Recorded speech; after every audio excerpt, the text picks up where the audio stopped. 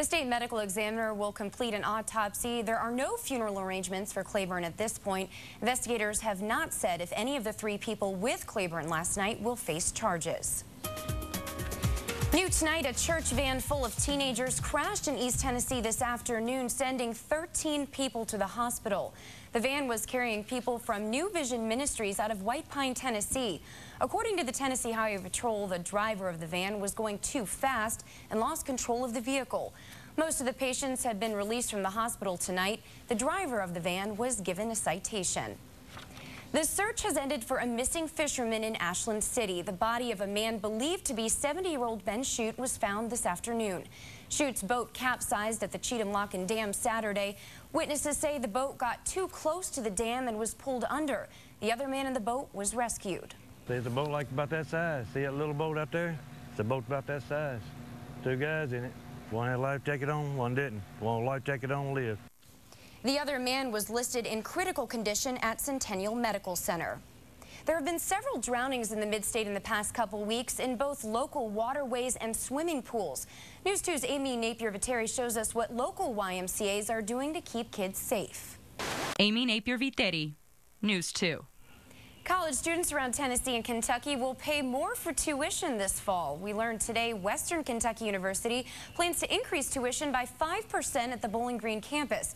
College students at Tennessee state schools like MTSU will pay 6% more this fall, and most students at UT will pay 9% more. That's about an extra $500. Students at the Memphis campus face a 10% hike. A mid-state hospital says more and more patients are not paying their bills. Henry County Medical Center tells the Paris Post-Intelligencer that they expected about $3.8 million in unpaid bills. But the number they're dealing with is actually more than $5 million. Patients could be asked to work out payment options or fill out additional paperwork at check-in. The hospital says about 40% of the unpaid bills could probably count as charity care. Williamson County is the new home of a vodka and gin distillery. The Planning Commission approved a site plan for Hoodoo Spirits. The distillery sits on 57 acres of land in Thompson Station on Harpeth School Road. Plans include an artisan still house, a storehouse, a visitor center, and a gift shop. City officials tell News 2 they're excited about the tourism dollars this distillery could generate. This distillery would have an impact, a positive impact on tourism. I think most folks are familiar with Arrington Vineyards, and it has had a positive impact from a tourism standpoint. Hoodoo Spirits plans to grow some of the wheat they will use in the distilling process. A new jail in Dickson County is creating controversy. 160 inmates in the Dickson County Jail will move to a new $18 million building Monday. Dickson County Sheriff Tom Wall tells the Dickson Herald he's worried about having enough people to adequately staff the expansion. Wall says there will be fewer deputies out on patrol because they'll have to work at the new facility. A Clarksville man is behind bars accused of stealing a woman's car outside of a nightclub Saturday. Mark Crowder faces numerous charges tonight, including aggravated robbery for an incident last month when Crowder reportedly robbed a man at gunpoint. The Leaf Chronicle reports Crowder is a known gang member. Well, every time it rains, problems pour into one woman's South Nashville apartment. News 2's Roxana Haynes talked to Vanessa Murray, who says she continues to pay rent, but the leasing agent refuses to take action. A family loses almost everything in the flood, but a local business steps up in a big way to help them out. The Messed Up exclusive next. It's joyous to see them just burst out and get to be back to where they want to be in nature. And dozens of oil-soaked birds get a new chance at life.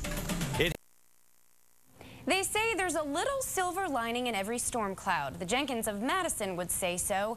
They lost almost everything in May's flood, including a prosthetic foot. With no job and no insurance, what was the family to do? Call That's Messed Up. Andy Cordan has this exclusive. The U.S. is out of the World Cup after a loss to Ghana Saturday, but that didn't stop soccer fans from flocking to the Dan McGuinness Irish Pub on Demumbrian today to watch England take on Germany, while Germany won to advance to the quarterfinals. It's been fun to watch the U.S. game. You know, a lot of people got converted now to understand what soccer is all about. You know, but obviously I'm from Germany, and I'm really glad that we made it to the next round. It's been a great, great game this morning. Nashville is in the running to host World Cup games if the tournament comes to the U.S. in 2018 or 2022. The city will host a free watch party on Sunday, July 11th for the World Cup final. That'll be at LP Field at 1:30 p.m. There also will be free music and prizes. Anyone can go and watch the soccer games on large screens. World leaders have wrapped up their economic summit in Canada tonight, but President Obama could be feeling left outnumbered on how to get out of the recession. The president believes it's too soon to cut stimulus money to create jobs, but many of the group of 20 are ready to transition from spending to saving. Advanced countries must send a clear message that as our stimulus plans expire, we will focus on getting our fiscal houses in order. Meanwhile, violent protests outside the summit ran almost all weekend. More than 600 people were arrested. We're following the latest developments in the Gulf. Tropical storm Alex has weakened to a tropical depression, but not without causing major damage. At least 4 people died overnight when the storm hit Belize and Mexico's Yucatan Peninsula. Hundreds of tourists were forced to leave resort islands. For the time being, the storm appears likely to miss the area where BP is trying to stop the oil leak. You can see it here live on this underwater camera. But the National Hurricane Center in Miami warns that a storm's track can quickly change. More manpower is descending on the Gulf just as reports tonight that oil is stretching to the Mississippi shoreline. More than 38,000 people are working on the response. There are 430 oil skimmers, about 2,700 boats and ships, and 3,000 barges. For every barrel of oil that we stop before it gets into the bay, that's a barrel that's not going to impact the marshes and the wildlife that's in the bay. More than 100 million gallons of oil have spilled into the Gulf since the rig explosion 2 months ago. It's a terrible thing to have to happen to birds, and it's a hopeful thing to have them released and hope that they can make it and live and survive down here. Dozens of birds affected by the oil spill are ready to be released in Texas. 72 brown pelicans from Louisiana and Alabama were rehabilitated and set free in a wildlife refuge about 175 miles south of Houston. Experts say the pelicans ingested oil from the spill in the Gulf. There can be long-lasting effects from the exposure to the oil. They may live for a few more weeks. They may succumb to that illness. After they ingest that oil, it really wreaks havoc with their digestive system. The brown pelican is the state bird of Louisiana. Tar balls didn't delay Margaritaville Hotel in Pensacola Beach from opening this weekend. The hotel is owned by entertainer Jimmy Buffett. The entertainer opened his $50 million 162-room Margarita Hotel despite major drops in hotel and restaurant reservations, an alarming sign for Florida's #1 industry, tourism.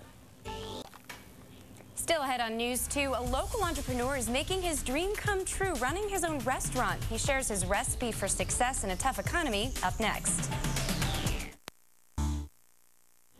Any business that can make it in these economic times surely has a secret to success. News 2's Teresa Weekly and photojournalist David Willis share the Positively Tennessee story of a man whose passion for life and food have helped him beat the odds.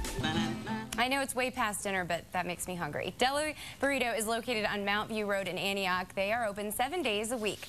Coming up, it's not what's on a billboard that's causing controversy. It's what was left off that has some people scratching their heads. That story after the break. Controversy in North Carolina is doing its job. You'll notice that it simply says one nation, indivisible, and leaves off the rest of the sentence, under God. Leaders of the local atheist society say the billboard is meant to unite non-believers by separating religion and patriotism.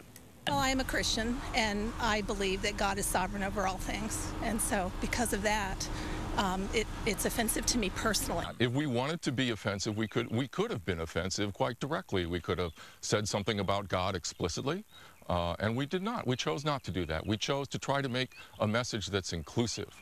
The billboard lists a website, ncsecular.org. The same billboard has also been seen in Florida.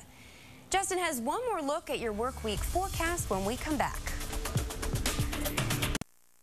So we've got some storms in the forecast tomorrow. Here in Nashville, probably not until after lunchtime, then a cool down starting Tuesday.